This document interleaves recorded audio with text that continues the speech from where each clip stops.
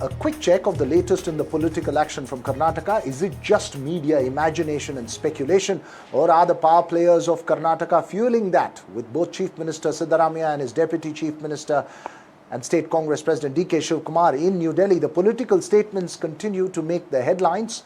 This despite categorical message from the Congress Vasudha that there is absolutely no change on the table for now. Yes, Veera, this is a story that plays out every week. A lot of shadow boxing on there, but also muscle flexing. While Party General Secretary Randeep Surjewala was in Bengaluru, and he reiterated that the visit of the Chief Minister and Deputy CM to Delhi was to meet with the union government and push Karnataka's demands. DK Shivakumar also met Congress Wayanad MP Priyanka Gandhi and said he would seek a meeting with Rahul Gandhi as well as, and this has of course raised speculation over a political discussion. Rahul Gandhi was also in Patna today, but it is not clear as to what is going to happen in Karnataka if Siddaramaiah will continue to be the Chief Minister, which looks to be the case right now, and also with regard to the cabinet reshuffle, if that is on the cards for now or not.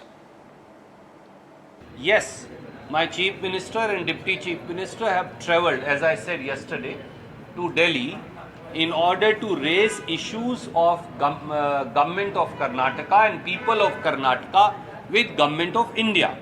As we are aware, there is a designed discrimination and hatred in BJP and Modi government against people of Karnataka for voting them out.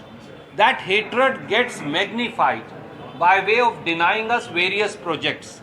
For example, the Kalsa Bandure project, no permissions are being given. For example, Mekedatu project, it is being detained by Government of India. For example, our various demands for declaring various categories in backward class, scheduled tribe categories, various communities, is consistently denied. For example, GST funds are denied to people of Karnataka. It is the duty of Mr. Siddaramaiah and Mr. DK Shivakumar to go there and to place facts on behalf of people of Karnataka before them. Thank you.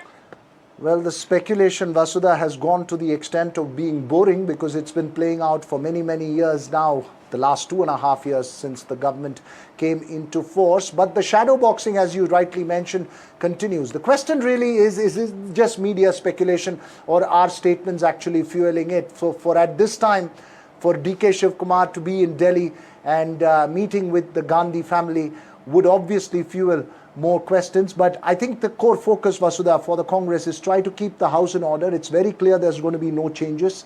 It's very clear there's going to be no cabinet reshuffle either for the moment. But the question of putting a lid on this and keeping everyone happy, that's a tough task before the Congress High Command, Vasudha. Absolutely, Veer. And also to keep in check all these MLAs and leaders who have been speaking out of turn. A few days ago, we also saw one of the advisors of the Chief Minister say that it's important to either choose welfare or the guarantees or development. And that clearly is a concern for the Congress leadership because Karnataka is extremely important for the Congress party. This is a state where the Congress party won more than 130 seats, and it was a promising victory. But when it comes to governance and delivery, there is a lot that remains inadequate, right. And that is something that the leadership is extremely aware of. And to your question, if it's the media fueling this or the leaders, I think it's the leaders. This constant visits to Delhi, these comments that are being made by supporters of each camps, that also lead to speculations if DK Shivakumar is pushing his case and if Siddaramaiah is holding on to that chair. And we know that the leadership wants him to remain the Chief Minister because it doesn't want to